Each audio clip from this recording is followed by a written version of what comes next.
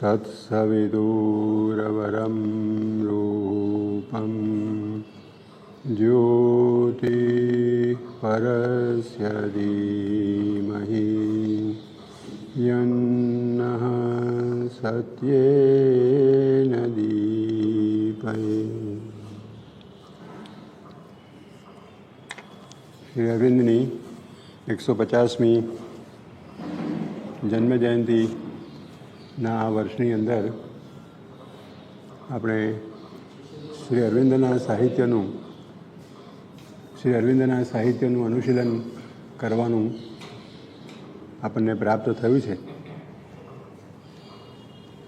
અને આવા કાર્યક્રમો અવારનવાર આપણે યોજીએ છીએ. ગઈ વખતે આપણે સૌથી પહેલાં આપણે શરૂઆત કરી 24મી જુલાઈથી ગુરુ પૂર્ણિમાના દિવસથી. તે વખતે આપણે શ્રી અરવિંદનું ઉપનિષદ, શ્રી અરવિંદે પોતે શ્રી અરવિંદો ઉપનિષદ એવી રીતે એક રચના કરેલી છે, એના 2 સેશન આપણે કર્યા હતા. ત્યાર પછીથી હમણાં ગયા અઠવાડિયે આપણે the divine plan, planes and parts of the being, ચેતનાની ભૂમિકાઓ એ વિશે આપણે રાખ્યો હતો.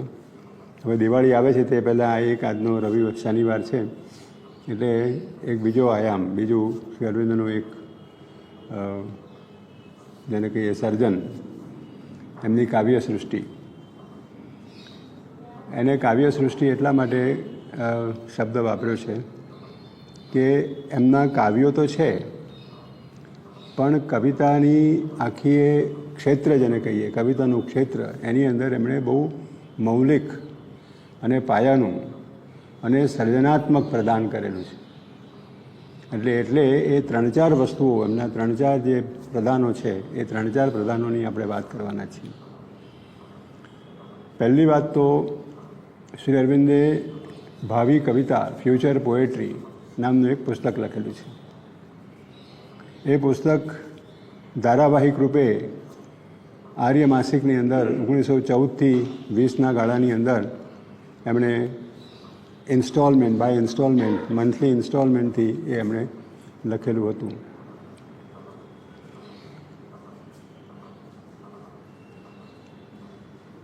કોઈક નિમિત્ત એમને આ પુસ્તકો લખવા માટે મળતું હોય છે.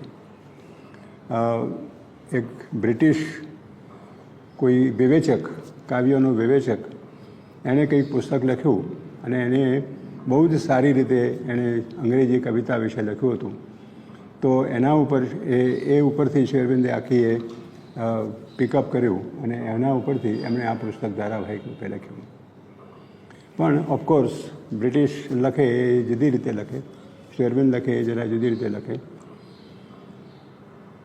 એ ભાવિ કવિતા, ફ્યુચર પોએટ્રી અને એને મંત્ર કેવી રીતે બનાવી શકાય, કવિતાને મંત્ર કેવી રીતે બનાવી શકાય એ રીતની વાત એમણે એની અંદર આખું એ અંગ્રેજી કવિતાનું વિહંગાવલોકન કર્યું અને વિહંગાવલોકન કરી અને પછીથી ફ્યુચરમાં આ કવિતા કેવી રીતે આગળ વધશે એનું ભવિષ્ય દર્શન એમણે કર્યું.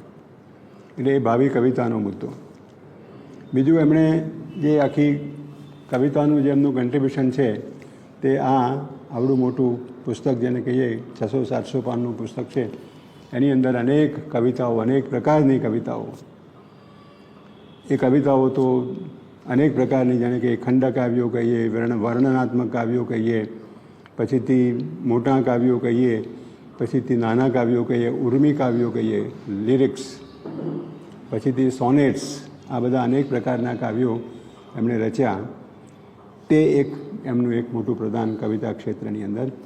અને ફોક્સ મેગેઝિનની અંદર, ઇંગ્લેન્ડમાં ફોક્સ ફેમિલી મેગેઝિન ચાલતું હતું, એની અંદર એમણે પહેલી કવિતા લાઇટ, LIGHT, લાઇટ, એ કવિતા એમણે 11 વર્ષની ઉંમરે ફોક્સ મેગેઝિનમાં પબ્લિશ કરાવી હતી.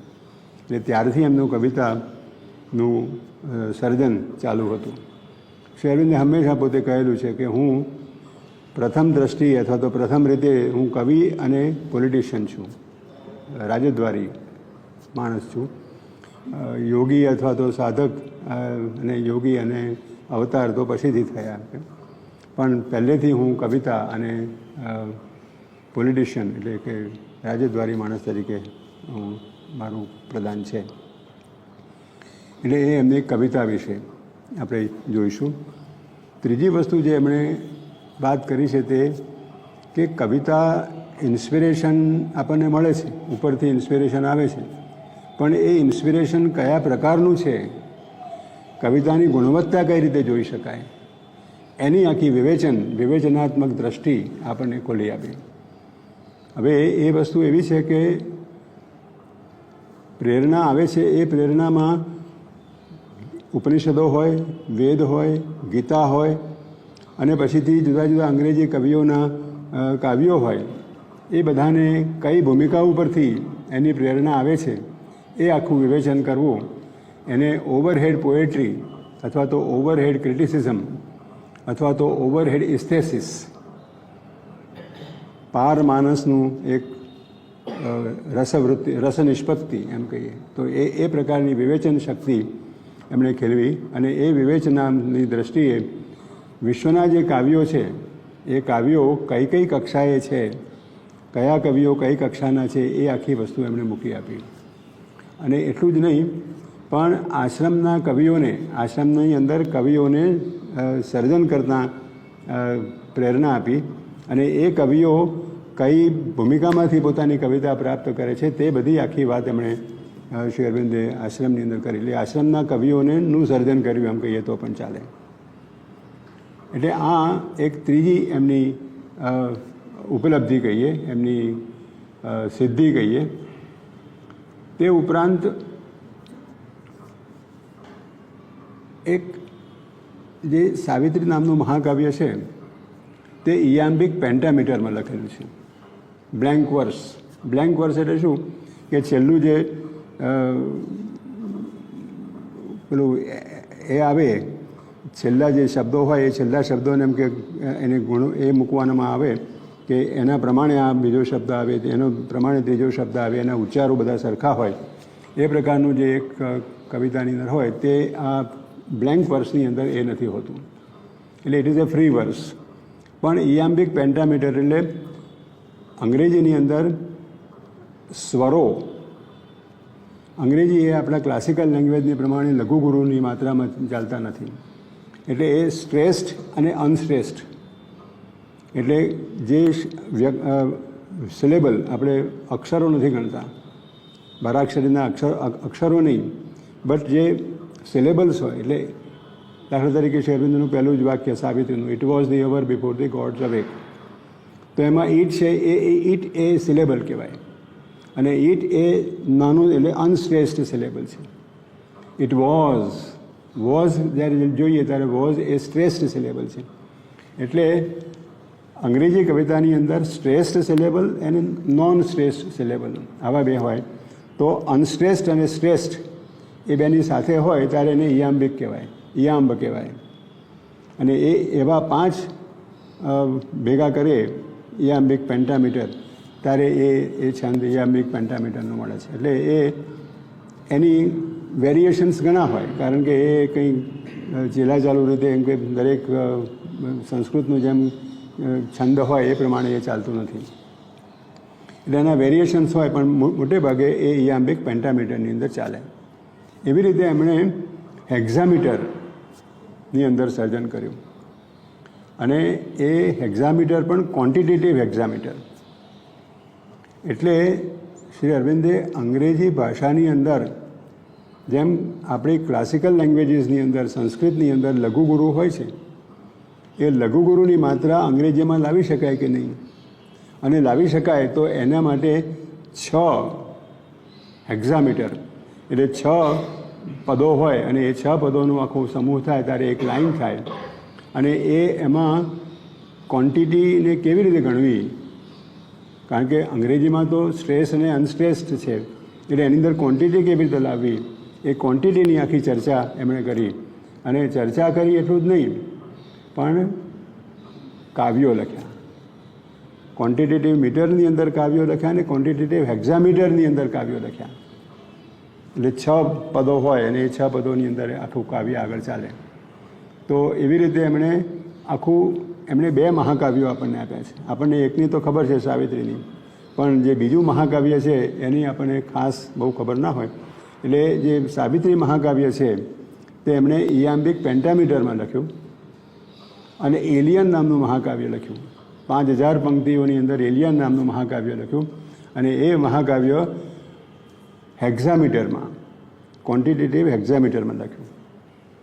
સાથે અહના અને બીજા કાવ્યો પણ એમણે એ ક્વોન્ટિટેટિવ હેક્ઝામીટરની અંદર લખ્યા. એટલે આ એમનું એક નવું પ્રદાન કવિતા ક્ષેત્રની અંદર કે ઇયામ્બિક પેન્ટામીટરમાં તો મહાકાવ્ય લખ્યું, પણ સાથે સાથે હેક્ઝામીટર અને એની ટ્રુ ક્વોન્ટિટી એને કેવી રીતે અંગ્રેજીમાં લાવવી તે વાત એમણે કરી. બીજી એક વાત આ આપણે બધાએ જાણવા જેવી છે કે દરેક દેશ, રાષ્ટ્ર આપણે કહીએ, દેશના કહીએ, રાષ્ટ્ર કહીએ, એ રાષ્ટ્ર પોતાની કલાની અભિવ્યક્તિ કોઈ વિશિષ્ટ કલા દ્વારા કરે છે. એમાં દાખલા તરીકે ઇટાલી છે, એ ઇટાલી છે તે પોતાના પેઇન્ટિંગ દ્વારા પોતાની કલાની અભિવ્યક્તિ કરે છે. જર્મન છે તે જર્મન પોતાની કવિતા એટલે કે સંગીત દ્વારા પોતાની કલાની અભિવ્યક્તિ કરે છે. રશિયા છે તો રશિયા પોતાની નોવેલો દ્વારા પોતાની કલાની અભિવ્યક્તિ કરે છે. તેમ ઇંગ્લેન્ડ શરૂઆતથી માંડીને છેક અત્યાર સુધી ઇંગ્લેન્ડની અંદર જે પોતાની કલાની અભિવ્યક્તિ છે તે કવિતા દ્વારા થઈ છે.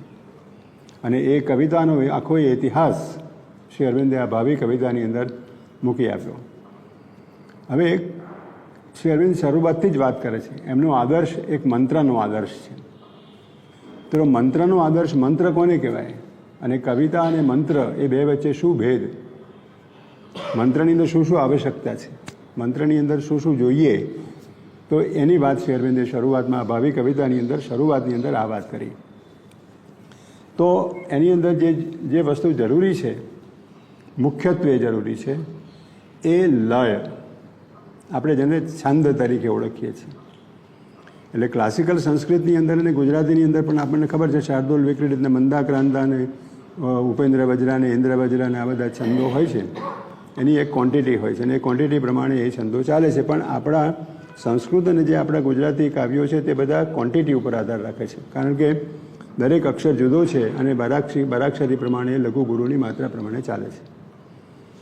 હવે આ જે છંદ છે એ છંદનો લય એને શું સૂચવે છે, શું લઈ આવે છે, કવિતાની અંદર શું વિશિષ્ટ તત્વો ઉમેરે છે કે જેથી કરીને એ મંત્ર બની શકે.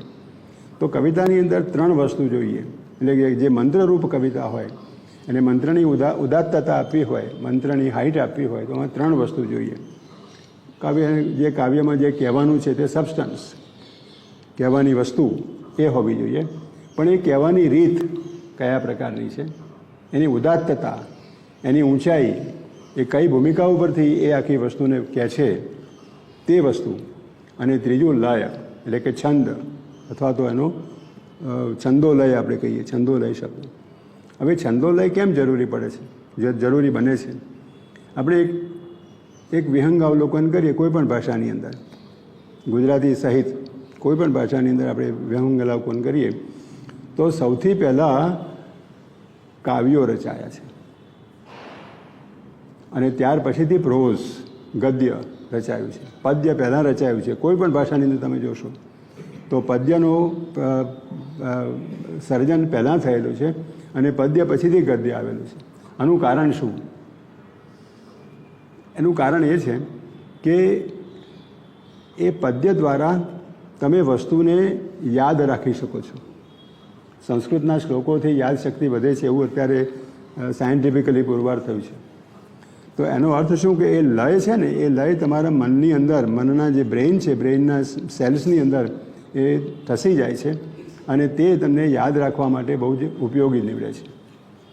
એટલે એ લય એની વિશાળતાની અંદર જોઈએ તો વિશ્વની અંદર પણ એક મોટો લયબદ્ધ વસ્તુઓ ચાલે છે, જેને એ લયને આપણે સાયકલ્સ કહીએ છીએ નોર્મલી.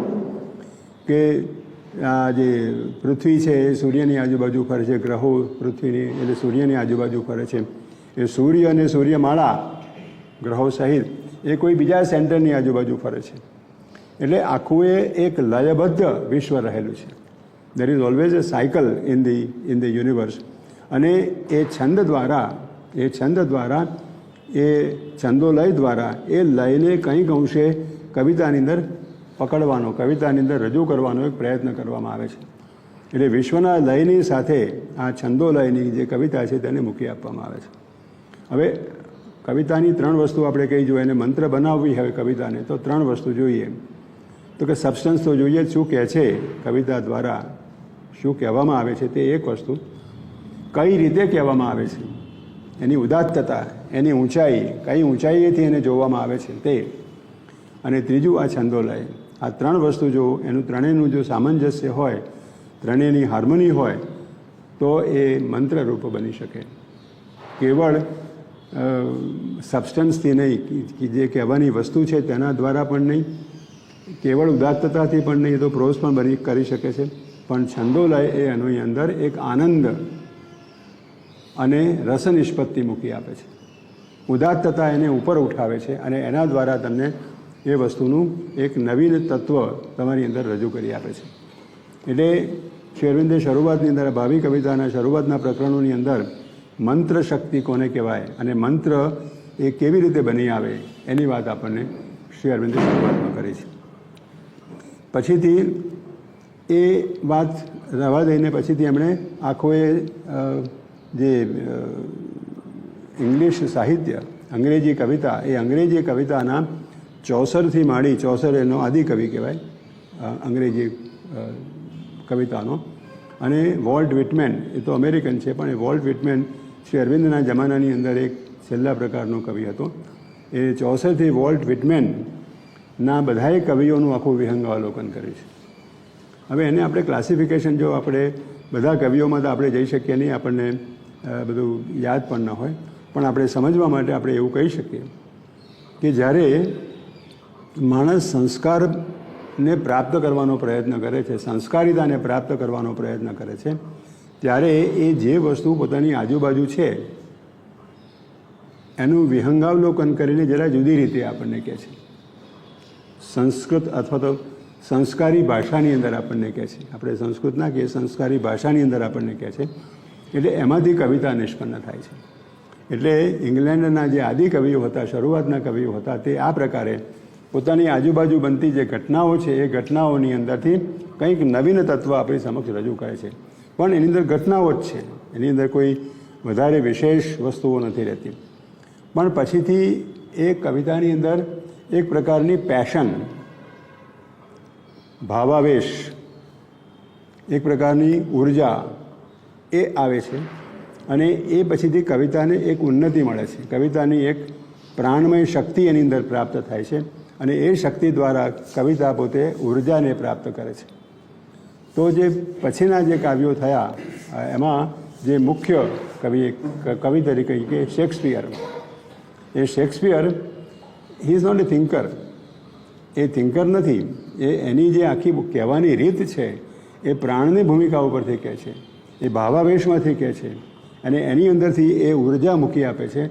અને ઉર્જા મૂકી આપીને વિશ્વની એક હેમલેટ લો કે તમે એવા કોઈ પણ નાટક લો અને નાટકની અંદર કવિતા જ હોય છે, અને એ તમે આખી વસ્તુને જુઓ તો તમને આપણને ખ્યાલ આવે કે શેક્સપિયરની જે વાણી છે, એની જે કહેવાની રીત છે, એ કહેવાની રીત બહુ અનોખી છે. ભલે એ સામાન્ય વસ્તુ કહેતો હોય, સામાન્ય વસ્તુઓની રજૂઆત કરતો હોય, પણ એ પ્રાણની ભૂમિકા ઉપરથી કરે છે. અને પ્રાણની ભૂમિકાની અંદર એક શક્તિ રહેલી છે અને એ શક્તિ દ્વારા એની જે વાણી છે એ વાણીને એક ઉન્નત તત્વ મળી આવે છે. એટલે એ બીજા પ્રકારના કવિઓની અંદર આપણે એમ કહી શકીએ કે આ શેક્સપિયર અને એ બધા જે કવિઓ થયા તે એની બીજો તબક્કો કહીએ, બીજો ક્ષેત્ર કહીએ. ત્રીજા તબક્કાની અંદર પછીથી શું થાય છે કે હજુ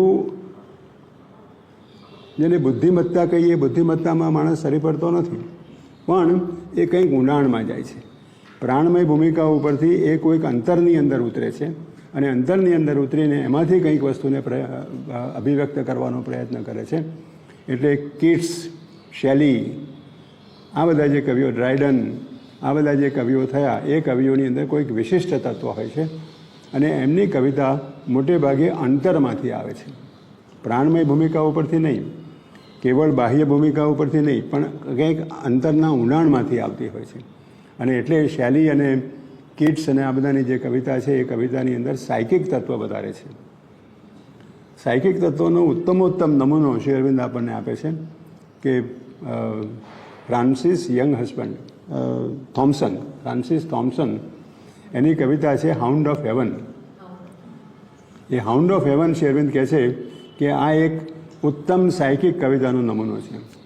ભગવાન એમ કે મારી પાછળ પડેલો છે, હું ભગવાનની પાછળ પડેલો છું એવું નહીં, ભગવાન હું જ્યાં જઉં છું ત્યાં મને ભગવાન જાણે કે મારી પાછળ પડેલો હોય, એવી રીતે એ આખી એ કહેવાય ક્રિશ્ચિયન કવિ. પણ એણે જે આ હાઉન્ડ ઓફ હેવન નામનું કાવ્ય લખ્યું છે તે એમ કે એક સાયકિક આંતરિક તત્વનો એક ઉદાત્ત નમૂનો આપણને પૂરો પાડે છે. એટલે એ રીતે આખી કવિતા ઊંડાણમાં ઉતરે છે, અંતર્મુખી બને છે અને આ બધા કવિઓ દ્વારા એ નવીન સર્જનને પ્રાપ્ત કરે છે. ત્યાર પછીથી છેવટે માણસ બુદ્ધિ પ્રધાન બને છે અને બુદ્ધિ પ્રધાન બને એટલે જે કહેવાની રીત હોય ને એ કહેવાની રીત આખી બદલાઈ જતી હોય છે. એટલે પછીથી છંદને બાજુ પર મૂકી દે, એ બધી વસ્તુઓને બાજુ પર મૂકી દે, જે કહેવાનું હોય જાણે કે પ્રોઝની ભાષાની અંદર કહેવામાં આવે. એટલે શ્રી અરવિંદ કહે છે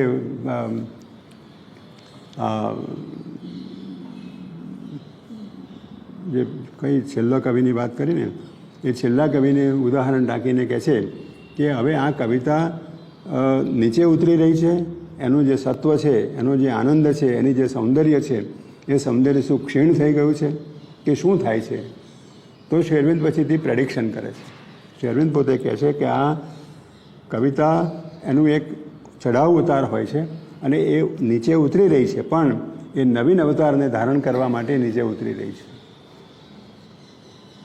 એટલે વોલ્ટ વિટમેનની કવિતાની જ્યારે વિવેચન કરે છે ત્યારે વોલ્ટ વિટમેનની કવિતાની અંદર કહે છે કે આ કવિતાની અંદર જાણે કે કવિતાની શક્તિ ક્ષીણ થતી હોય એવું આપણને દેખાય છે.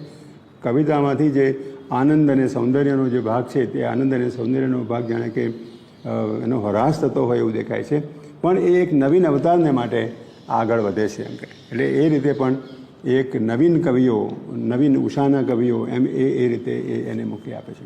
ઓફકોર્સ ત્યાર પછીથી અને એ બીજા જે યીટ્સ અને એ બધા કવિઓ થયા, એ બધા કવિઓ રવીન્દ્રનાથ ટાગોર આપણે ત્યાં એ પણ ઇંગ્લિશની અંદર ઇંગ્લિશમાં કવિતા લખતા હતા. એટલે આ બધા કવિઓ એ નવીન જેને કહીએ કે નવીન જે આખી ચઢાણ થઈ રહ્યું છે એની અંદર. હવે ત્યારે શ્રી અરવિંદ પછી કહે છે કે આ ભાવિ કવિતા કયા પ્રકારની હશે, ભવિષ્યની અંદર કવિતા કયા અવતારે આવશે. તો ત્યાં આગળ પોતે એ કહે છે કે એમાં મંત્ર શક્તિ આવવી જોઈએ અને મંત્ર શક્તિ માટે જે 3-4 વસ્તુઓની જરૂર છે એ 3-4 વસ્તુઓની અંદર એક આત્માનો ઉલ્લાસ, લયની સુંદરતા અને મધુરતા, કહેવાની ઉદાત્તતા અને આત્માની શક્તિ દ્વારા પ્લાવિત થયેલી હોય એવી કવિતા જ્યારે આવશે ત્યારે એ મંત્રનું રૂપ ધારણ કરશે. એટલે છેલ્લા પ્રકરણોની અંદર, ભાવિ કવિતાના છેલ્લા પ્રકરણોની અંદર આ કવિતા જ્યારે મંત્રરૂપ લે તો મંત્રરૂપ બનવાને માટે એની કઈ જરૂરિયાતો છે એ જરૂરિયાતોની વાત કરે છે. અને એ પછીથી આપણે એમ કહી શકીએ કે શરૂઆતમાં શ્રી અરવિંદે સાવિત્રી નામનું મહાકાવ્ય લખવાની શરૂઆત કરી, પણ એ નાના પાયા ઉપર કરી હતી. 1916થી આપણે અહીં ઘણી બધા એવું કહે છે કે એમણે લખવાની શરૂઆત સાવિત્રીનું મહાકાવ્ય અહીં વડોદરાથી કરી હતી. આપણે એવું ના કહી શકીએ કારણ કે એવું કોઈ એવિડન્સ, એવો કોઈ પુરાવો આપણી પાસે નથી. પણ એક વસ્તુ ચોક્કસ કહી શકીએ કે એમણે લવ એન્ડ ડેથ એ કાવ્ય અહીંયા આગળ લખ્યા, પછીથી ઉર્વશી એ કાવ્ય અહીંયા આગળ લખ્યું. આ બધા કાવ્યોની અંદર એ ખંડકાવ્યો છે, એ ખંડકાવ્યોની અંદર જે એક પ્રિયતમ પાત્ર હોય એ પ્રિયતમ પાત્ર જાણે કે વિખૂટું પડી જાય છે મૃત્યુ દ્વારા, અને એ કોઈ કોમ્પ્રોમાઇઝ દ્વારા યમ સાથે કે એ જગત સાથે કોઈ કોમ્પ્રોમાઇઝ દ્વારા કંઈક વસ્તુ અડધું પોતાનું જીવન આપી દઈને કે બીજી રીતે કોઈ કોમ્પ્રોમાઇઝ દ્વારા એ પાત્રને ફરીથી પાછું મેળવવામાં આવે છે. એટલે શ્રી અરવિંદે આ કાવ્યો લખા ખંડકાવ્યો, પણ ઓફકોર્સ એમને મગજમાં તો એવું હશે જ કે આ એમના દર્શનમાં એવું હશે કે આ તો એમ કે કોમ્પ્રોમાઇઝ થયું, આ તો આપલે થઈ, આ તો એમ કે સોદાની વાત થઈ, એવું ના ચાલે. એમ કે જે પ્રિયતમ પાત્ર હોય એને એમ કે વિક્ટરી દ્વારા એક વિજય પ્રાપ્ત કરીને એને પ્રાપ્ત કરવું જોઈએ. એટલે કદાચ એમને મગજમાં એમના દર્શનની અંદર આ હશે કે આવું કાવ્ય લખાવવું જોઈએ, અને પછી તેમણે 16મી સાલથી એ સાવિત્રી નામનું મહાકાવ્ય, એટલે આપણે કહી શકીએ કે કદાચ શ્રી અરવિંદને એનો આઈડિયા અહીં વડોદરામાં આવ્યો હશે કે આવું કાવ્ય લખાવવું જોઈએ એમને. પણ 16થી એમણે એ કાવ્ય લખવાની શરૂઆત કરી. સાવિત્રી એ નાના પાયા ઉપર હતી, પણ 1936ની અંદર પછીથી શ્રી અરવિંદે એને મોટા પાયા ઉપર લખવાની શરૂઆત કરી, જેને અત્યારે જે ફોર્મ છે એ ફોર્મની અંદર વિસ્તાર કરતા ગયા, એની અંદર નવી નવી વસ્તુઓ ઉમેરતા ગયા, અને જે પુરાણ કથા અને પ્રતીક સાવિત્રી અને સત્યવાનની જે કથા છે મહાભારતની અંદર, એના એક બીબાની અંદર એમણે પોતાની સર્વશક્તિ, પોતાની સર્વ વસ્તુઓ ઉમેરી. શ્રી માતાજી પોતે લખે છે કે જ્યારે એમણે આ શરૂઆત કરી ત્યારે એમણે કહ્યું કે હું રડર વગરના નાવની અંદર ઝંકારું છું, હંકારી જાઉં છું, મહાન દરિયાની અંદર હું હંકારી જાઉં છું. મને ખબર નથી કે હું શું થશે, પણ હું તમારી મદદની અપેક્ષા રાખું છું. શ્રી અરવિંદ શ્રી માતાજીને કહે છે કે હું આ એક નવીન પ્રયોગ, રડર વગરના નાવની અંદર હું હંકારી જાઉં છું, મહાન દરિયાની અંદર શું થશે મને ખબર નથી, પણ તમે મને આમ કે સપોર્ટ આપશો, તમે મને એ કરશો એવી મારી અપેક્ષા છે, હું એને માટે પ્રાર્થના કરું છું. એટલે આ વસ્તુ સૂચવે છે, આ વસ્તુ એ સૂચન કરે છે કે જે ભાવિ કવિતાની અંદર જે એમણે ભવિષ્ય બાક્યું હતું, ભવિષ્ય દર્શન કર્યું હતું કે ભવિષ્યની અંદર કોઈ એવો કવિ આવવો જોઈએ કે જે કવિ આ અંગ્રેજી કવિતાને મંત્રરૂપ આપી શકે, અને એની અંદર એક ઉદાત્તતા, કહેવાની ઉદાત્તતા, ઉપરથી લખવાની આખી વસ્તુઓને સમગ્રતયા જોવાની રીત, અને એ બધી વસ્તુઓની જે જરૂર પડે એ આખી વસ્તુ એમની પાસે તૈયાર જ હતી. આખી એ 40 વર્ષની તપશ્ચર્યા, અને એ તપશ્ચર્યા દ્વારા ને એ પોતે ઊંચા ઊંડાયનો, ઊંચી ચેતનાઓમાં આ ઉડ્ડયનો કરતા હતા. એટલે એ બધી વસ્તુઓની એમની પાસે હતું જ.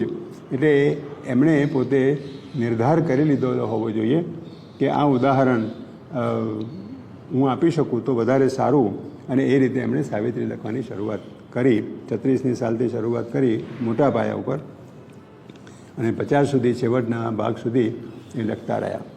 એટલે સાવિત્રીને આપણે એમ કહી શકીએ કે જે એમની ભાવિ કવિતાની અંદર એમણે જે ભવિષ્ય દર્શન કરેલું કે ભવિષ્યમાં એવો કોઈ કવિ આવવો જોઈએ, એવો કોઈ કવિનો અવાજ આવવો જોઈએ કે જે અંગ્રેજી કવિતાને મંત્રરૂપ આપી શકે, તે એમણે પોતાની સાવિત્રીના ઉદાહરણ દ્વારા, પોતાના સર્જન દ્વારા એમણે કરી આપ્યો.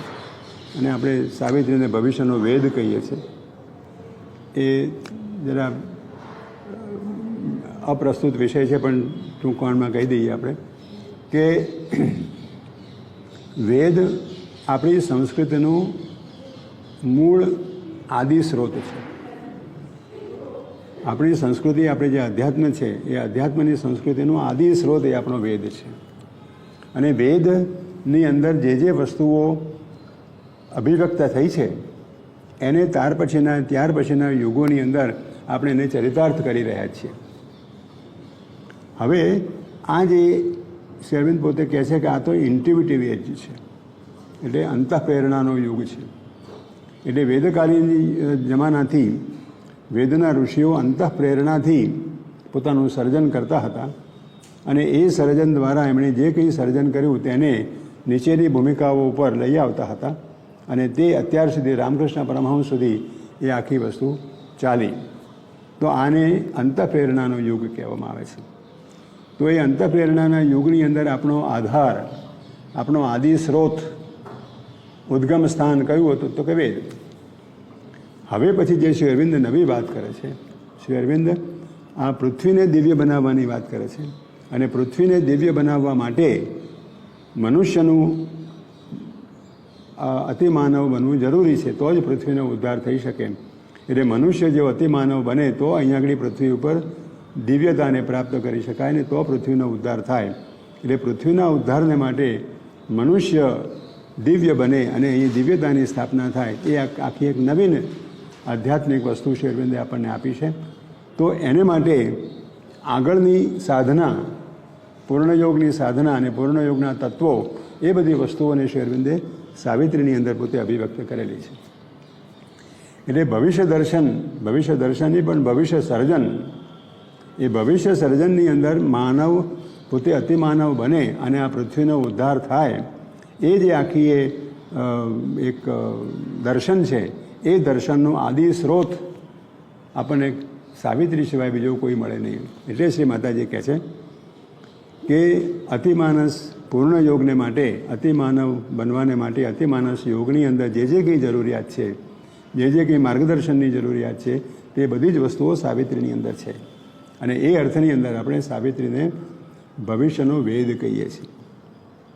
જેમ વેદ અત્યાર સુધીની આપણી સંસ્કૃતિની અંદર આધ્યાત્મિક સંસ્કૃતિનો આદિ સ્ત્રોત હતો, ઉદ્ગમ સ્થાન હતું, તેમ હવે પછીથી પૂર્ણયોગના નવીન આ નૂતન દિવ્યતાની પ્રાપ્તિના, પૃથ્વીના ઉદ્ધારની જે આખી પ્લાન શ્રી અરવિંદે આપણને ઘડી આપ્યો છે, એની અંદર જે મૂળ સ્ત્રોત હોય તો એ સાવિત્રી છે. અને એટલે એ સાવિત્રીને આપણે ભવિષ્યનો વેદ કહી શકીએ. આ વસ્તુ આપણે ભાવિ કવિતા, ફ્યુચર પોએટ્રી, એના સાર રૂપે આપણે આ વાત કરીએ. હવે જે બીજી વાત છે કે શ્રી અરવિંદે આ કવિતાઓ લખી છે અને કવિતાઓના અનેક પ્રકારો છે. એક કવિતાના અનેક પ્રકારો, ખંડકાવ્યો છે, વર્ણનાત્મક કાવ્યો છે, લિરિક્સ છે, લાયરિક્સ છે, ઉર્મી કાવ્યો છે, મોટા કાવ્યો પણ છે અને સોનેટ્સ છે. સોનેટ્સ લગભગ 80 જેટલી સોનેટ્સ છે. અને સોનેટનું સ્વરૂપ આપણને ખબર છે કે 4, 4, 4 એમ 12 પંક્તિઓ અને છેલ્લી 2 પંક્તિઓ એમ 14 પંક્તિઓની અંદર સોનેટ્સ થાય છે, અથવા તો એ 7-7ના 2 ભાગ પડે છે એના. એ રીતે સોનેટ્સ આખી રચવામાં આવે છે. આ સોનેટ્સ એમણે શરૂઆત કરી હતી 1906થી 8ની સાલથી, પણ ત્યાર પછીથી 30ના દાયકાની અંદર ને 40 છેક છેલ્લે સુધી એ આખી આ બધી વસ્તુઓ લખતા રહ્યા. અને આ એક એમને પોતાની અભિવ્યક્તિ કરવા માટેનું એક સાધન બની ગયું. એટલે પોતાના જે આધ્યાત્મિક સાક્ષાત્કારો છે, એ આધ્યાત્મિક સાક્ષાત્કારોને આ કવિતાની અંદર મૂકતા ગયા. એની અંદર કેટલાક ભવિષ્ય દર્શનના કાવ્યો પણ છે. ભવિષ્યનું દર્શન કરાવનાર, ભવિષ્યમાં શું થશે એના પણ કાવ્યો છે. એની અંદર જેને પ્રાસંગિક કાવ્યો કહીએ, એટલે કે શ્રી અરવિંદ જ્યારે એમના શરીરમાં હતા ત્યારે બીજું વિશ્વયુદ્ધ થયું. બીજા વિશ્વયુદ્ધની અંદર હિટલર એ જાણે કે નું આખું કોન્સન્ટ્રેશન એમના ઉપર હતું, કારણ કે નાઝી આખા જગતને ગળી જવા માટે તૈયાર થઈ ગયો હતો. અને જો એ જીતે, વિશ્વની અંદર જો એનો વિસ્તાર થાય, તો આખું એ સર્જન, આખી એ સંસ્કૃતિ, આખી એ સભ્યતા 1000 વર્ષ પાછી જતી રહે એવી આખી પરિસ્થિતિ ઊભી થઈ હતી. ત્યારે એમણે હિટલર ઉપર કાવ્ય લખ્યું, ડ્વાર્ફ નેપોલિયન. અને એની અંદર એમણે લખ્યું 30ના દાયકાની, એટલે 30ના અરસાની અંદર, એટલે 37-38માં હિટલરનું જેને કહીએ કે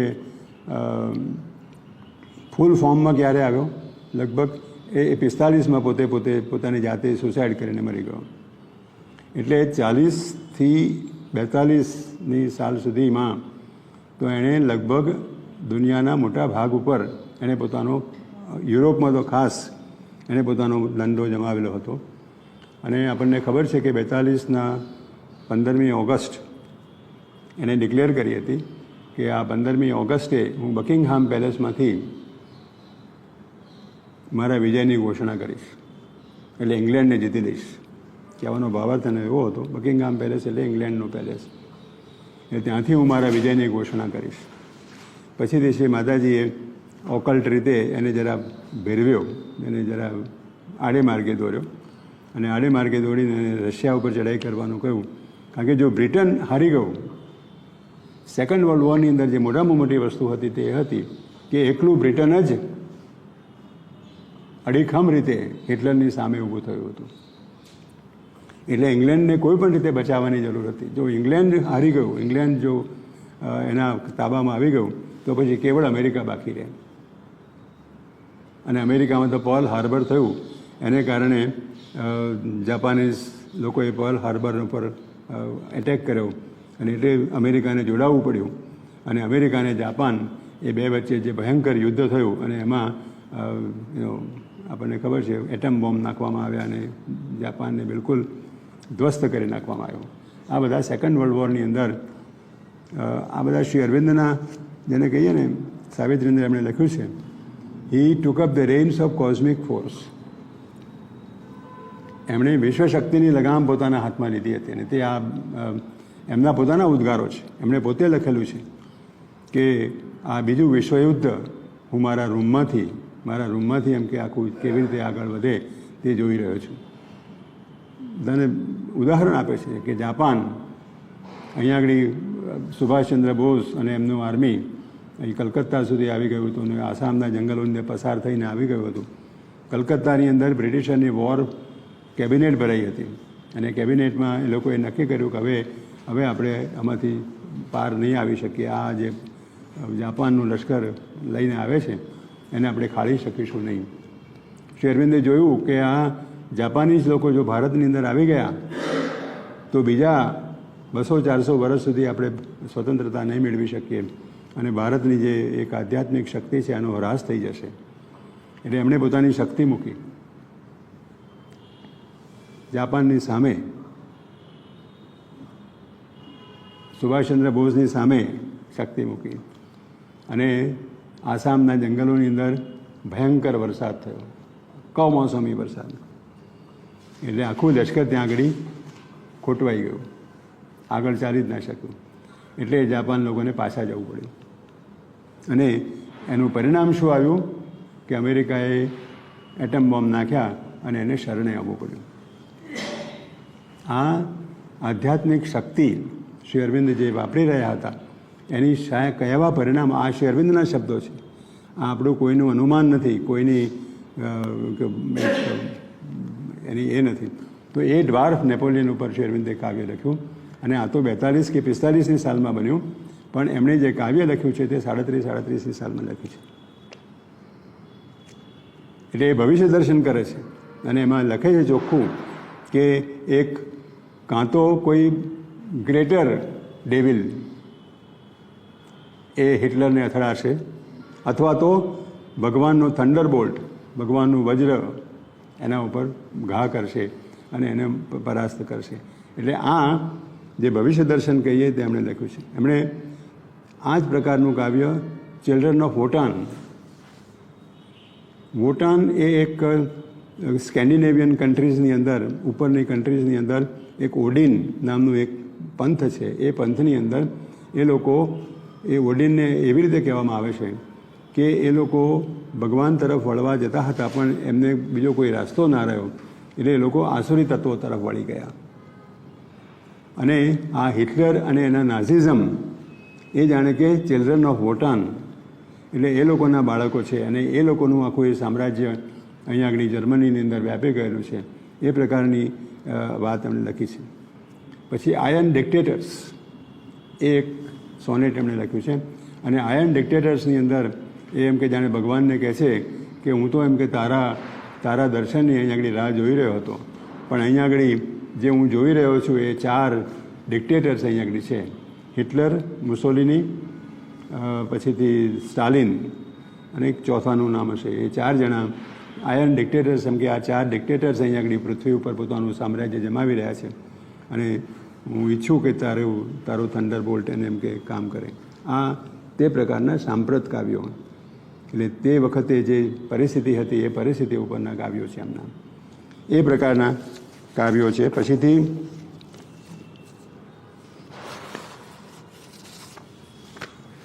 આપણે થોડીક વિજ્ઞાનની વાત કરીએ તો ઇલેક્ટ્રોન ઉપર કાવ્ય લખ્યું છે,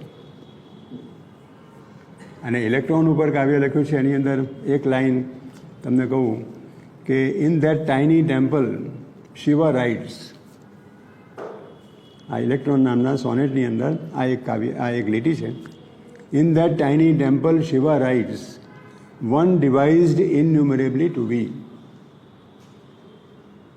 one devised innumerably to be એટલે ઇલેક્ટ્રોનને લીધે અહીંયા આગળ બહુત્વ જાણે કે સર્જે છે, અને એ શિવજીનું એબોર્ડ છે, શિવજીનું મંદિર છે, અને શિવજીના મંદિરની અંદર જાણે કે એ આ રીતે એ વન ડિવાઇઝ ઇન્યુમરેબલી ટુ બી, એકમાંથી અનેકત્વ એ ભૌતિક ભૂમિકા ઉપર, ઇન્કોન્શિયન્ટની ભૂમિકા ઉપર જાણે કે આ ઇલેક્ટ્રોન દ્વારા અહીંયા આગળ બહુત્વને પ્રાપ્ત થયું છે.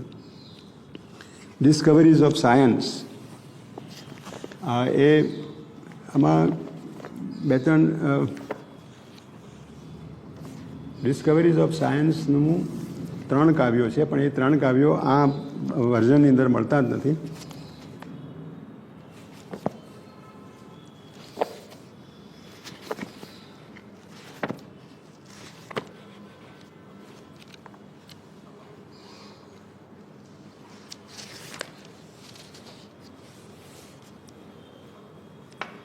I saw the electric stream on which is run the world turned motors, the spark by worlds of the light, a fine of which the nebula and the sun, and glints and flame drops scattered at night.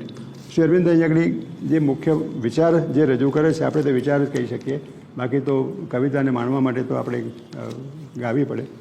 જે વિચાર રજૂ કરે છે તે એ છે કે science એમ માને છે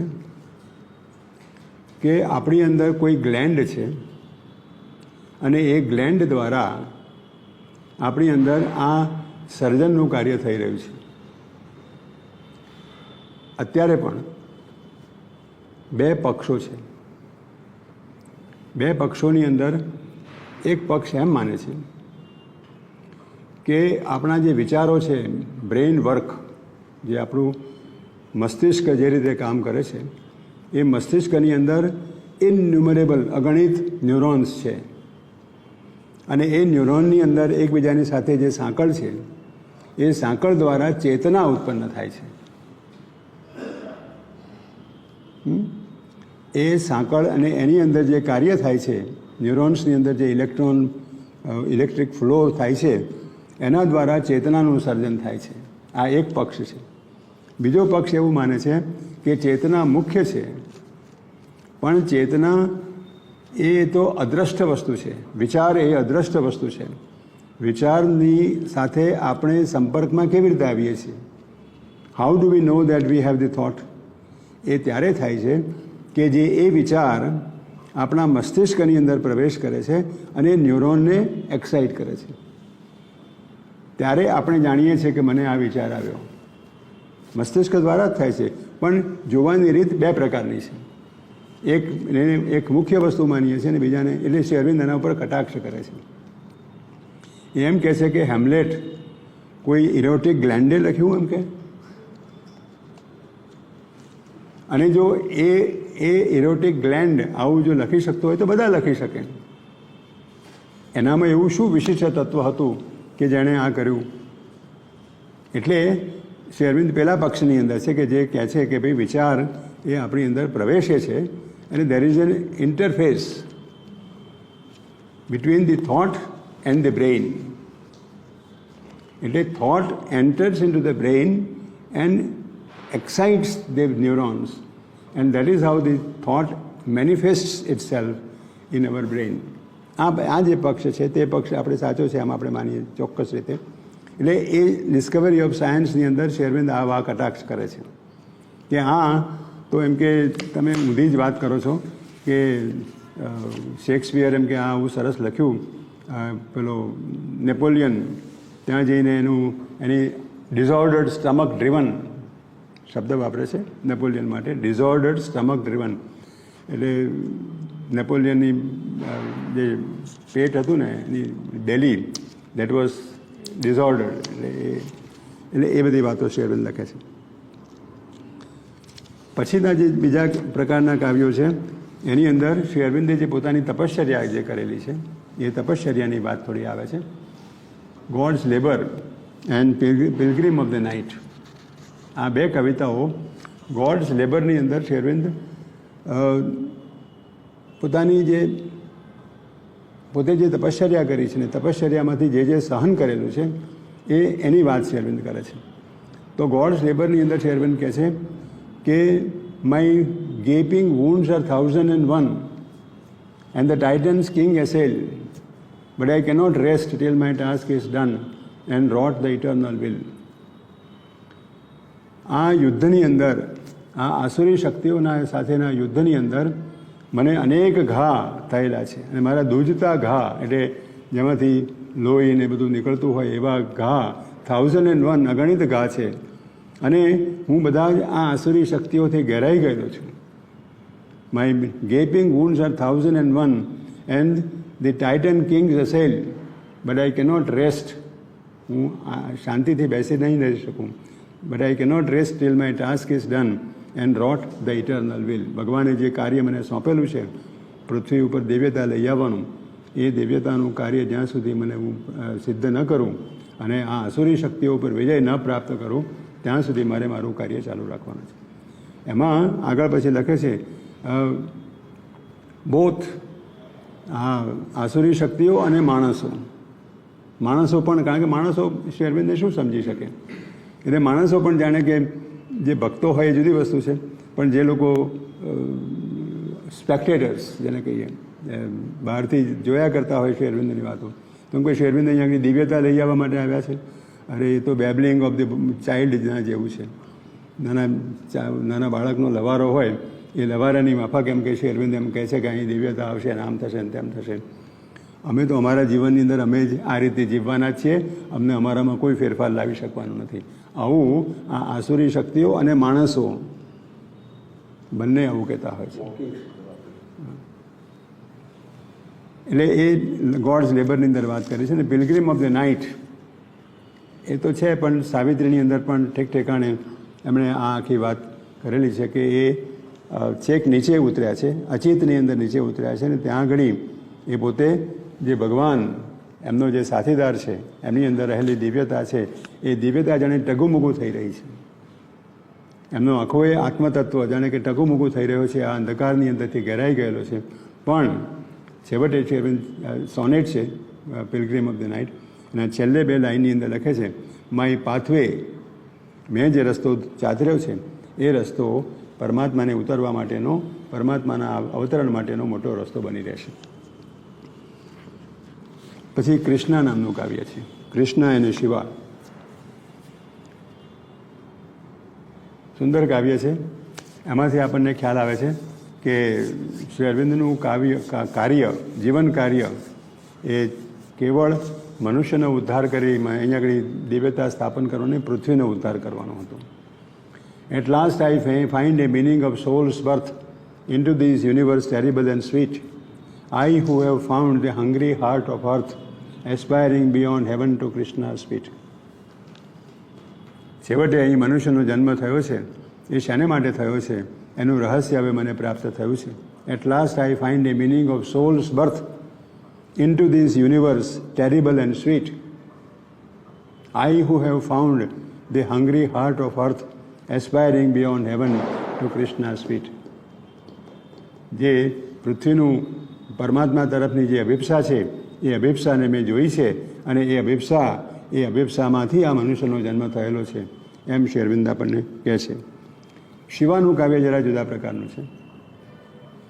શિવા જાણે આપણે કહીએ કે એક પેલા ટોપ, માઉન્ટેન ટોપ ઉપર બેઠેલા છે અને ત્યાં આગળ એ એમ કે એ પોતાના દર્શન દ્વારા એ નીચલી જે ખીણો છે એ ખીણોની અંદર દ્રષ્ટિ નાખે છે અને મા પાર્વતી એમ કે એના દ્વારા અહીંયા આગળ સર્જન કરે છે. એ પ્રકારનું કાવ્ય શ્રી અરવિંદે શિવાની અંદર લખેલું છે. ડિવાઇન વર્કર એ બહુ એક સુંદર કાવ્ય છે. એની અંદર એક બે પંક્તિઓ બહુ સરસ છે. Failure is cradle on thy deathless arm, victory is thy passage mirrored in fortune's glass. Failure is cradled in thy deathless arm, victory is thy passage mirrored in fortune's glass. આપણે વાંચીએ મને લાગે છે.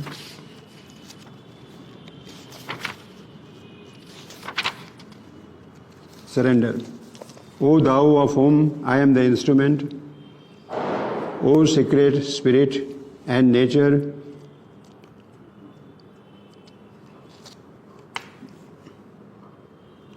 housed in me, let all my mortal being now be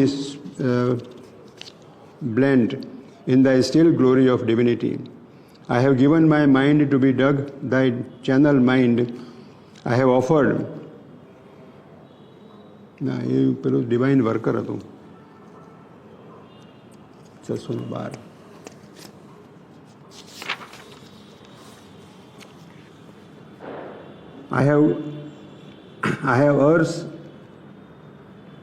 I face earth's happenings with an equal soul. In all are heard thy steps, thy unseen feet trace destiny's pathways in my front. Life's whole tremendous theorem is thou complete.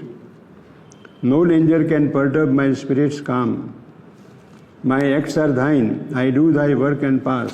I do thy work and pass. Failure is cradled on thy deathless arm.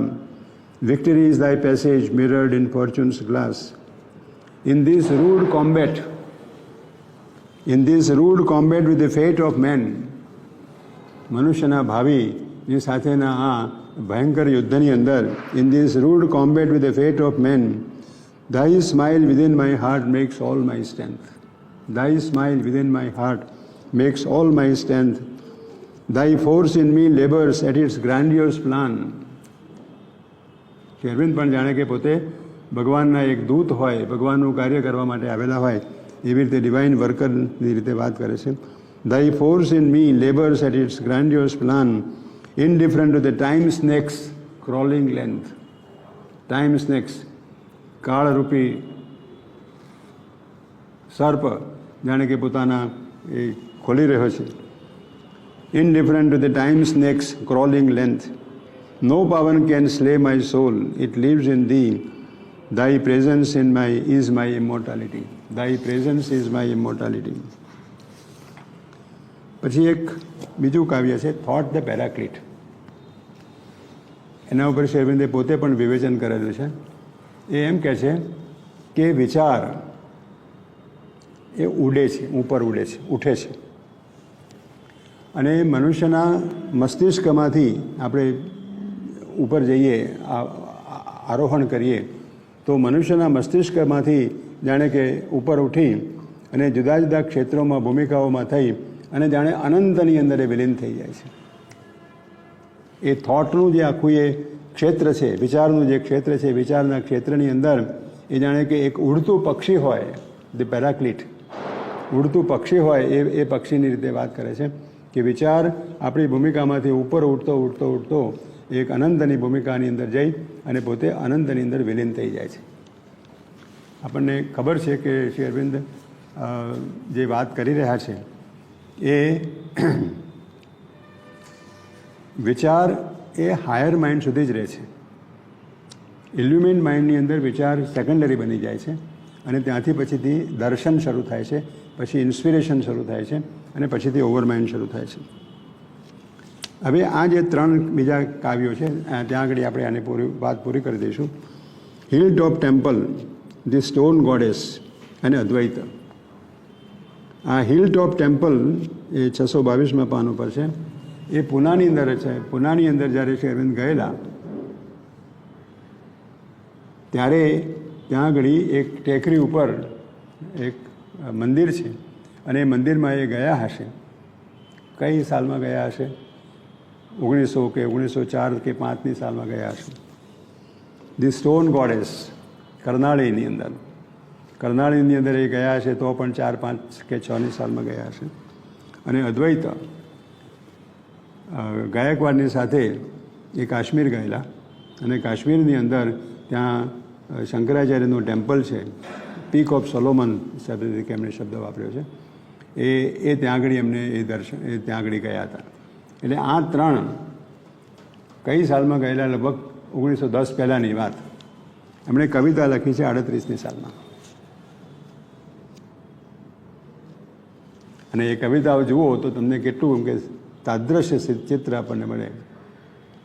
તો એ વસ્તુને એમ કે પોતાના દર્શનની અંદર રાખી મૂકવી, પોતાની સ્મૃતિની અંદર, અને પછીથી એને કાવ્યદેહ આપવો, that also is A very great achievement we can say. સાથે સાથે આપણે જેમ વાત કરી તેમ કે આની અંદર એમણે હેક્ઝામીટરની વાત કરી છે, ક્વોન્ટિટીની વાત કરી છે. અંગ્રેજી કવિતાની અંદર ક્વોન્ટિટી કેવી રીતે લાખો એસે છે, પણ આ જે નવું એડિશન છે કમ્પ્લીટ વર્ક એની અંદર નથી, એ કોઈ બીજાની અંદર મૂકેલું છે. તો એ ક્વોન્ટિટેટિવ હેક્ઝામીટર એની અંદર એમણે એલિયન નામનું મહાકાવ્ય 5000 પંક્તિઓની અંદર લખેલું છે. અને તે પણ જે પેલો કવિ, જેને ગ્રીક કવિ કહીએ, શું નામ એનું? ના, ગેટે નહીં, એ જર્મન. હા, મિલ્ટન અંગ્રેજી કવિ. દાંતે નહીં, દાંતે તો ઇટાલિયન. જે ઓરિજિનલ જેને સીજ ઓફ ટ્રોયનું જે કાવ્ય લખ્યું છે તે, એ સીજ ઓફ ટ્રોયનું જે કાવ્ય લખ્યું છે તે સીજ ઓફ ટ્રોય પછીથી આખી જે વોર કાઉન્સિલ બેસે છે અને એની અંદર જે બધી આખી વસ્તુઓ બને છે તે કાવ્ય એમણે એલિયન નામના મહાકાવ્યની અંદર એ સીજ ઓફ ટ્રોય પછીનું કાવ્ય છે તેની અંદર એમણે આ આખી વાત લખી છે. 5000 પંક્તિઓની અંદર ક્વોન્ટિટેટિવ હેક્ઝામીટરની વાત લખી છે. પછી અહના એટલે ઉષાનું આગમન, ઉષાનું ડિસેન્ટ અને અહનાનું કાવ્ય એ પણ એમણે ક્વોન્ટિટેટિવ હેક્ઝામીટરમાં લખેલું છે. એટલે આ બધી એમની નવીન સિદ્ધિઓ, નવું સર્જન કહીએ કે એક કવિતાના ક્ષેત્રની અંદર એક નૂતન પદાર્પણ, એક નવું સર્જન એ એમણે કરી આપ્યું છે. પછીથી જે આપણે ટૂંકાણમાં 2 વસ્તુની વાત કરી લઈએ કે જે કાવ્યોની પંક્તિઓ કઈ ભૂમિકાએથી આવેલી છે, એટલે ઓવરહેડ ઇસ્થેસિસ, પારના દર્શનનું રસ નિષ્પત્તિ, રસદર્શન એ એમણે કરાવ્યું છે. અને એટલું જ નહીં પણ વિશ્વના જે ખ્યાતનામ કવિઓ અથવા તો વિશ્વની યાદ રાખવા જેવી પંક્તિઓ, એ પંક્તિઓ કઈ કઈ ભૂમિકાએથી આવેલી છે એની વાત આપણને શ્રી અરવિંદે કરી છે.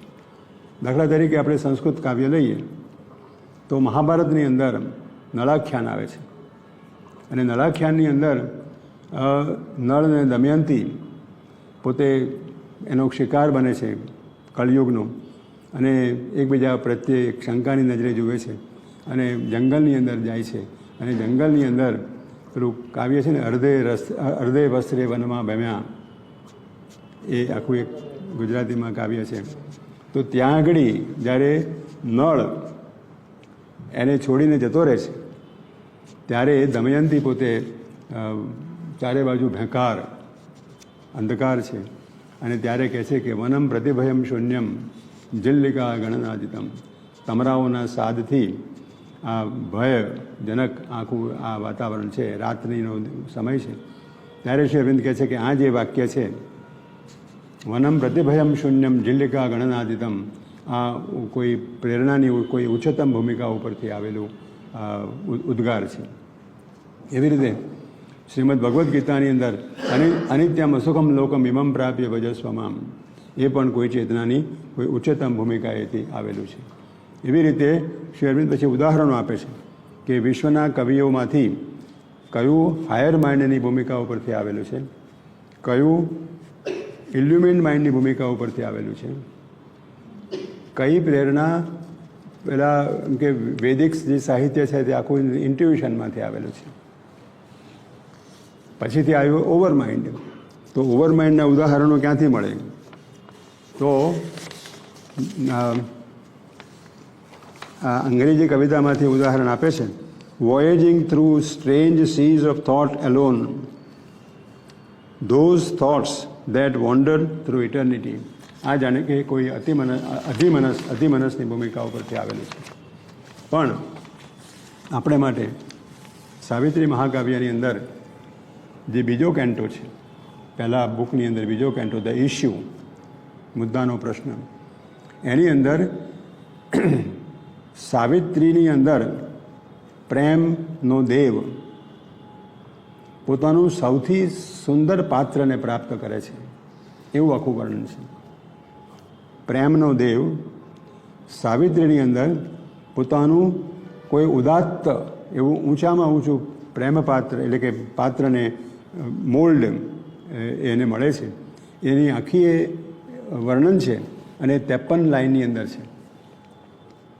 એ 53 લાઇનની અંદર કેડી શેઠના જે શ્રી અરવિંદના કવિતાના શિષ્ય કહેવાય, કવિ શિષ્ય કહેવાય, તો એમણે શ્રી અરવિંદને લખ્યું કે આ જે પેસેજ છે 53 લાઇનનો, એ મને એવું લાગે છે કે તમે બહુ જ ઊંચી કક્ષાએથી લખેલું છે. તો શ્રી અરવિંદ કહે છે કે હા, લેખકને પોતાની કવિતા વિશે કોઈક જજમેન્ટ આપવું એ બહુ અઘરું છે, પણ હા આ પેસેજ અને બીજા સાવિત્રીને બીજા પેસેજની અંદર હું એમ કે એક ઇન્ટ્યુઇટિવ ઓવર માઇન્ડ ઇન્ટ્યુઇટિવ ભૂમિકા, ત્યાંથી એમ કે આખી જાણે કે કવિતા આવતી હોય એવી રીતે એક ડિફિકલ્ટ વસ્તુને હું પિકઅપ કરવામાં સફળ થયો છું. કેડી શેઠના પછી લખે છે કે આ તો 38 સાલની વાત થઈ, પણ પછીથી એમણે કેટલાક વિશ્વના કવિઓના જે આકલન હતા, એના જે એસ્ટિમેટ હતું, એ એસ્ટિમેટ એમણે આગળ કર્યું હતું. એટલે કે ઇન્ટ્યુશનની જગ્યાએ એ ઓવર માઇન્ડથી આવ્યું હોય. એટલે આપણે એમ ચોક્કસ, એટલે કેડી શેઠના પછી લખે છે કે જો મેં 40ની કે 42ની સાલમાં એમને કે 45ની સાલમાં પૂછ્યું હોત તો મને ચોક્કસ કહેત કે આ કવિતા ઓવર માઇન્ડની કવિતાથી આવેલી છે. એની અંદર પણ એક 7 પંક્તિઓ છે. એ શરૂ થાય છે આવી રીતે, as in A mistake and dynamic dance, a priestess of immaculate ecstasies, inspired and ruled from truth's revealing vault. એ 7 પંક્તિઓની આખી છે. સાવિત્રીનું વર્ણન છે. સાવિત્રી જાણે કે કોઈ દેવ દ્વારા પ્રેરણા પામી અને કોઈ અહીંયા આગળ એક નર્તકી હોય, એ નર્તકીની રીતે અહીંયા આગળ આ વિશ્વની અંદર કામ કરી રહી છે એવું આખું વર્ણન છે. અહીંયા આગળ કેડી શેઠના એમ કહે છે, અને એને સારામાં સારી રીતે સમજવું હોય એમણે કેડી શેઠના બહુ ચોક્કસ કહે છે કે આ સાવિત્રીની અંદર ઉત્તમોત્તમ પંક્તિઓ છે. એટલે પેલું તો છે જ ઓવર માઇન્ડનું આખું, એની અંદર જ આ 7 પંક્તિઓ આવે છે. અને એ 7 પંક્તિઓ એમ કે એક ઉત્કૃષ્ટ પ્રકારની એક પ્રેરણામાંથી આવે છે. એને આપણે છેક ઉચ્ચતમ ભૂમિકા ઉપરથી આવતી હોય એવું ચોક્કસ કહી શકીએ. એટલે સંસ્કૃતમાં એક વસ્તુ આવે છે, સંસ્કૃતમાં એક શ્લોક છે, કાવ્યેષુ નાટકમ રમ્યમ તત્ર રમ્યા શકુંતલા તત્રાપી ચ ચતુર્ધો અંક તત્ર શ્લોક ચતુષ્ટયમ. કાવ્યના પ્રકારની અંદર નાટક બહુ સુંદર હોય છે. નાટકની અંદર પણ શાકુંતલ નાટક બહુ સરસ છે. અને શાકુંતલ નાટકની અંદર પણ ચોથો અંક, એના 7 અંકો છે, એનો ચોથો અંક બહુ જ સરસ છે. અને એ ચોથા અંકની અંદર પણ 4 શ્લોકો એ ઉત્તમોત્તમ છે.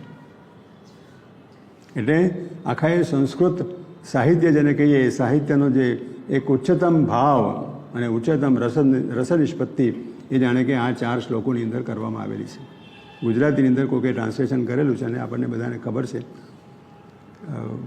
આ જે કણ્વ ઋષિ શકુંતલાને વિદાય કરે છે અને વિદાય કરતી વખતે એ આ શ્લોક ગાય છે, આ જે જાય શકુંતલા પતિગૃહે બેચેન હૈયું બને, રોક્યા આંસુથી કંઠ ગદગદ બને, ઝાંખી બને આંખડી, વાત્સલ્યે થતું આમ ત્યાગી મુજને, તો શા ચિરાતા હશે, કન્યાને કરતા વિદાય હૃદયો સંસારી મા બાપના. આ સંસ્કૃતની અંદર છે એ એટલે છે. એટલે આ કહેવાનો ભાવાર્થ એ છે કે જેવી રીતે સંસ્કૃતની અંદર આ પ્રકારની વાત આવે છે કે કાવ્યેષુ નાટકમ રમ્યમ તત્ર રમ્યા શકુંતલા, તેવી રીતે આ સાવિત્રી મહાકાવ્યની અંદર ઘણા બધા પેસેજીસ એવા છે કે જે ઉચ્ચતમ પ્રેરણામાંથી પ્રાપ્ત થયેલા છે. તેમાં પણ આ જે 7 પંક્તિઓ છે તેની ઉત્કૃષ્ટ ભૂમિકા ઉપરથી આવે છે એમ આપણને કેડી શેથના કહે છે. છેલ્લે એમણે જે અનેક કવિઓ વિશે પોતાના અભિપ્રાયો આપે છે તો બધું બરાબર છે, પણ વિશ્વના કવિઓને એમણે પંક્તિઓમાં ગોઠવ્યા છે કે સૌથી ઉત્તમોત્તમ કવિઓ કોને કહેવાય, તો કે પેલા હોમરનું નામ, પેલું જે યાદ નહોતું આવતું ને હોમર, ગ્રીક. એ કવિઓમાં પહેલી પંક્તિની અંદર હોમર, શેક્સપિયર, વાલ્મીકી અને વ્યાસ. પહેલી વખત જ્યારે એમણે આ આપ્યું ત્યારે વ્યાસનું નામ નહોતું લખ્યું. પછી કોકે પૂછ્યું કે આ વ્યાસ કેમ તમે રહેવા દીધા, તો કે વ્યાસને કહેવા હોય તો વાલ્મીકીની જોડે મૂકી દેવાય. એટલે પહેલી પંક્તિની અંદર હોમર, શેક્સપિયર, વાલ્મીકી અને વ્યાસ. શ્રી અરવિંદના મત મુજબ એમના વિવેચન શક્તિ, જેમણે તો ગ્રીક, લેટિન, ફ્રેન્ચ આ બધી ભાષાઓની અંદર મર્મજ્ઞ હતા, એ સ્પષ્ટપણે કહે છે કે વાલ્મીકીનું રામાયણ એ વિશ્વની ઊંચામાં ઊંચી કૃતિ છે, ઉત્કૃષ્ટ મહાકાવ્ય છે. બીજી હરોળમાં દાંતે, કાલિદાસ, વર્જિલ, મિલ્ટન અને એચિલસ, અને ત્રીજી પંક્તિની અંદર ગેટે. ગેટે બુદ્ધિશાળી હતો, એણે કાવ્ય બહુ સરસ લખ્યું છે, પણ ફાઉસ્ટ, જે એણે ફાઉસ્ટ લખ્યું એ ફાઉસ્ટની અંદર બુદ્ધિશક્તિ વધારે છે એમ શ્રી અરવિંદનું કહેવું છે. એમાં જે કવિતત્વ કહીએ, જે ઉચ્ચતમ કવિતત્વ કહીએ, એનો એક ઇન્સ્પિરેશન એવા પ્રકારનું હોય કે તમે ઇનેવિટેબલ, તમારે બોલવાનું આપોઆપ બની જાય અને ઇનેવિટેબલ તમારે શબ્દોની ઉચ્ચારણ થાય. હવે શેક્સપિયર કંઈ બુદ્ધિમાન માણસ નહોતો, પણ છતાંય Shakespeare is A supreme poet. કારણ કે એની જે કહેવાની રીત હતી, એનો જે લય હતો, એનો જે ઉદાત્તતા હતી, તે ભલે એ પ્રાણની ભૂમિકા ઉપરથી બોલે છે, પ્રાણની ભૂમિકા ઉપરથી બોલતો હોવા છતાં એની જે ઉચ્ચતમ ઉદ્ગારો છે એ વિશ્વના કાવ્યોની અંદર, અને એણે તો નાટકો જ લખ્યા છે. એની સોનેટ્સ છે, પણ એ સોનેટ્સ કંઈ એટલી બધી પ્રચલિત નથી. આ તો એક વાત નીકળી છે ત્યારે તમને કહી દઉં કે સોનેટ્સની અંદર 2-3 સોનેટ્સ એવી છે કે જેની અંદર એ ફેર ફ્રેન્ડની વાત આવે છે.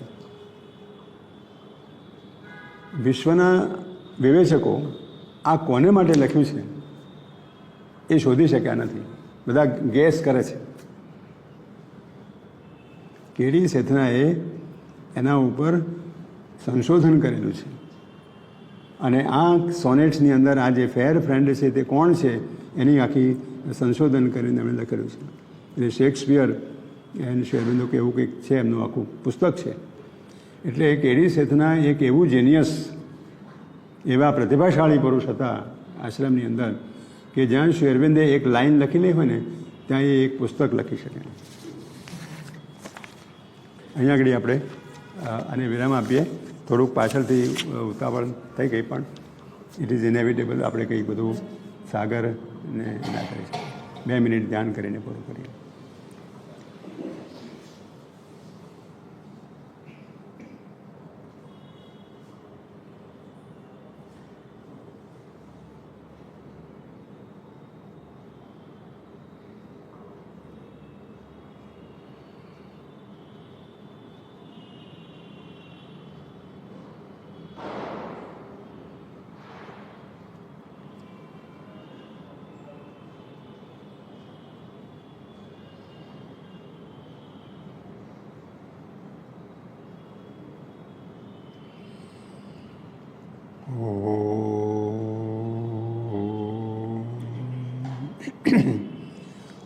આનંદમયી ચૈતન્યમયી